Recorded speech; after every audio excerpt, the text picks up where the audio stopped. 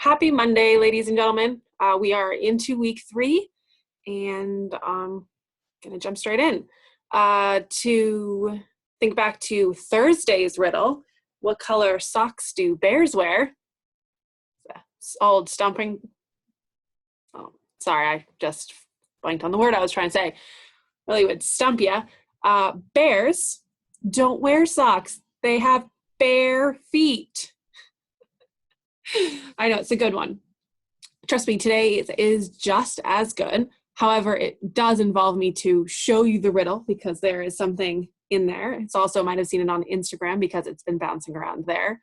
But today, we'll get to the riddle in just a minute. We're going to be talking about DNA. Continue talking about DNA, excuse me, and jumping into a little bit deeper on the structure and the different various forms we see this genetic material in. Today, you're only going to have one video. Key thing right now is if you have not done the attendance assignment, please pause me, boop, and go do that. Shouldn't take you very long. It's only 1 or 2 questions. So pause me, come back to me. This video is going to be a lot of pausing, going to the worksheet, pausing, doing a couple other things in your notebook, but just keep this back up on YouTube and you can just pop back and forth. So yeah, do your attendance assignment if you've not done that. If you have, continue watching. So, showing you my screen. This is what Monday looks like. Pretty straightforward and simple. You have your attendance assignment, which you've already done. Make sure you've pressed submit. You have your worksheet, which is broken up into a few different parts, and you have your exit ticket. Make sure this exit ticket, gets done before 8:20 tomorrow morning, so Tuesday morning. That's when it's due. Quick thing about your exit ticket. I've talked to a couple of your classmates and they've given me some feedback. And just because of everything, so you now have 2 opportunities on your exit ticket. You can try it twice. If you get it wrong the first time, you can go back and revise. I'll take the highest score, but the ask is that it's not just like you're wildly guessing. Try your best to use your notes. You have all the information. Take your time. You have hours to do it. There is no time limit. So truly take your time and do that and get it right, because that is your mastery grade for class today. And I want to make sure you're getting as many points as you possibly can. So just jumping into your worksheet. Today's worksheet is comprised of 2 big parts. Part 1 is your video notes and your check for understanding questions. So this video will continue and it'll be your notes next, which you'll be taking in your notebook. When you're done with that, you'll go to part 1 and I'll explain that as we go. For the riddle today, my riddle today is someone's mom has 4 sons, north, east, and west. And this is not a Kardashian. What is the name of the 4th son? Sorry, you didn't need the last piece. So what is the name of the 4th son? That is today's riddle. If you know it, you can pop it right into there. Tell me what it is. But good luck and think deeply. So we're going to jump straight into today's notes, lecture notes on DNA. So if you need to, pause me, grab your notebook, and get that all set up while I get us started on this slideshow. All right, so we are going to jump in about the structure of DNA. We've talked a lot about DNA, who came up with the structure, what the structure is, what are the rules involved. And so today we're going to look at a little bit more of the same review, and we're going to dive a little deeper. So today we're going to take a little zoom in, zoom out look on DNA. We've kind of looked at the cellular level. We have looked at the cellular level, excuse me, when we talked about the cell cycle. We've also talked about DNA at the smallest level, which is the bases, A, T, C, and G, and all the different parts. We've talked about chromosomes, and we've talked about a little bit about genes, but not so much. But today we're going to put that all together and what that looks like, because we've talked about it kind of scattered around. Today I really want us to see how that actually plays out, looking at like me as a person and where is my DNA, where are my chromosomes, which one's bigger, which one's smaller, just so it's easier to visualize. And so starting here, we start with our cell. And if we're talking about a cell, let's think about, we're talking about one of my eye cells. And so my eye cell is made up of thousands of these cells. And inside one of these lens cells, you have chromosomes. And these chromosomes are made up of all these different genes. And the genes code for my brown eyes, or the shape of my eyes, or the white part of my eyes. And these genes are all on our lovely strand of DNA. And so we're going to be looking at zooming in and zooming out at different microscopic molecular levels. And so first thing I want to just bring us back to, this was on our do now, but DNA looks slightly different in prokaryotes and eukaryotes. Today we're going to be specifically talking about eukaryotes, so you and me, eukaryotes, and just reminding you that prokaryotic cells have circular DNA. So their DNA is a circle, and when it replicates, it's replicating within the circle itself. Eukaryotes have linear or aligned DNA. And so this is the type of replication that we're used to seeing. Our chromosomes, those straight lines of DNA all wound together. So we have a linear DNA, it's not a circle. Genes, yes, this is my awkward family photo. So your genes influence what we look like on the outside and how we work on the inside. You probably look a little bit like members of your family. I've been told I look like my mom and my dad, both. That would be both a compliment, thank you mom, and an insult, fortunately my dad, but I'm kidding.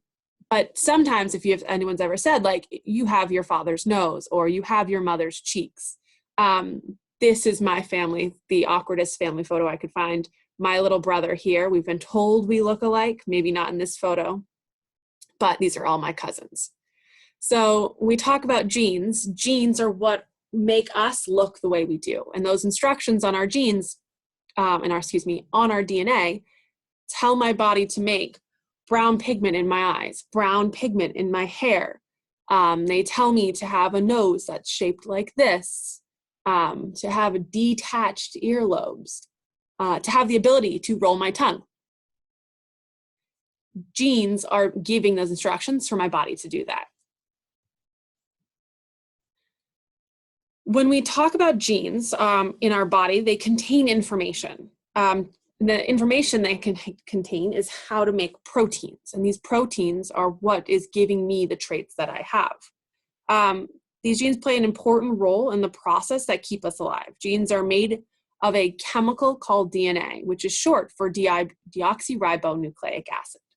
And again, I'm going to remind you, make sure you're writing these down. You should know what genes are made of, and you should know what the longhand terminology for DNA is. The structure of DNA. This should be review. I'm going to just scooch this over here. This should be review from last week. We know that DNA has a double helix structure. That's two thin, long strands twisted around each other like a spiral staircase. And we know that Watson, Crick, and Franklin came up with that. These sides are the sugar. So if we look at the side of our DNA, the ladder, that is the sugar and phosphate molecules. The rungs, and we talk about the rungs like we're talking about a ladder, the pieces in the middle, are made up of nitrogenous bases, also just called bases. And it's made up of adenine, A, thymine, T, guanine, G, and cytosine, C. And from Chargaff's rule, we also already know that A always matches with T and C always matches with D. Sorry, C always matches with G in DNA. Sorry, there's too many letters. When we think about the properties, DNA molecule has really two important properties that you need to know. Make sure you're writing this down. I'll remind you a couple times. But DNA can make copies of itself. If you pull the two strands apart, each can be used to make the other one, or a new DNA molecule. We know we need that because if you need to replace a cell that's been damaged, you want it to look identical. It always wants to look identical. And so we need to make a copy of the DNA, exactly how you'd see it in the original parent DNA, for our new cell. And DNA can also carries information.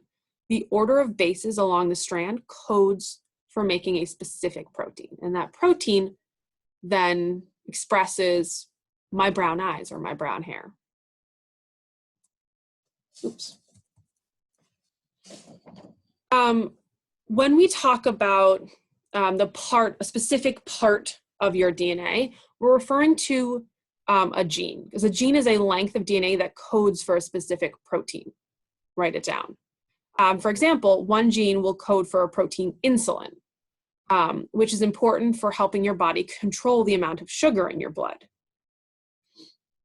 If you are diabetic, you don't have enough insulin, so you can't control how much sugar. It can be very dangerous to have too much or too little sugar in your body. So insulin is a specific gene that our body tells us to make a protein, and so that's how we control the amount of sugar in our body. Genes are the basic unit of genetics.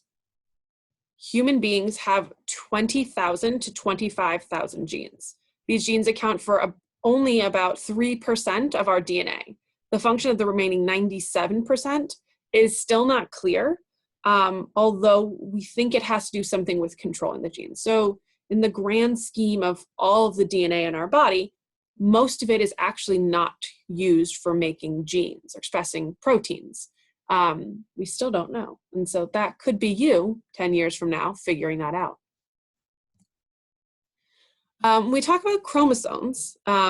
If you look at the DNA from all the cells in your body and lined up end to end, kind of like we talked about last week, it would form a strand about 6,000 million miles long, but it's very, very thin. To store all this important information, the DNA molecules are tightly packed around histones to make a structure called chromosomes. And the one we're looking at here is a duplicated chromosome. Normally, if it's in just a normal cell, you'd have a single one. That would be an unduplicated chromosome.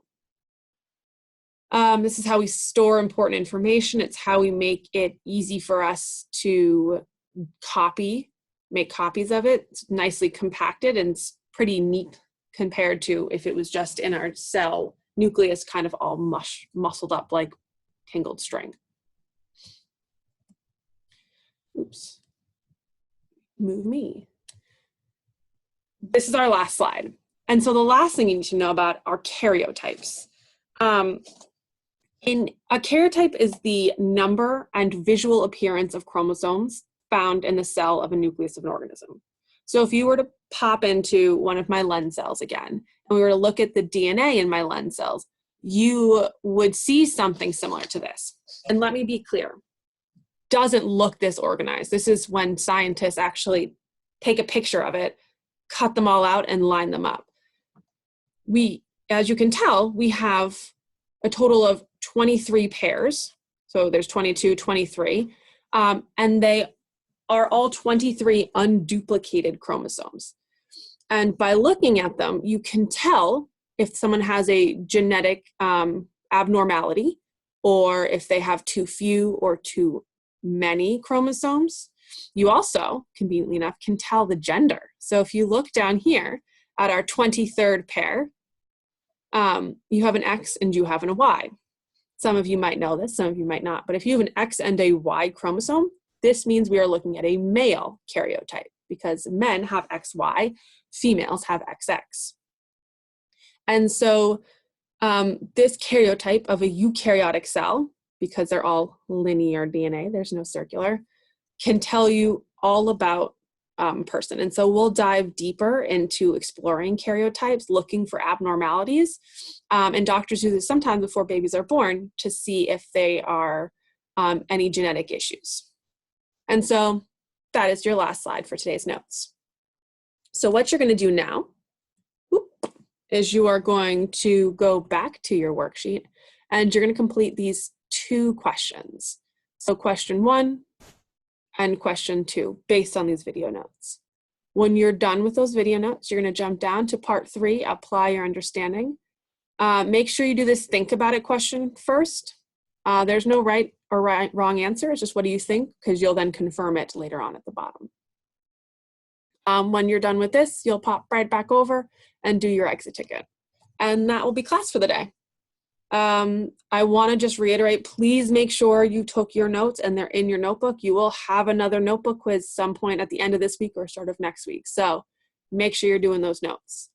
Other than that, You know my contact info. Let me know if you need any help. Pop onto Zoom. I highly encourage it. And have a great Monday. Stay safe and stay awesome and stay curious.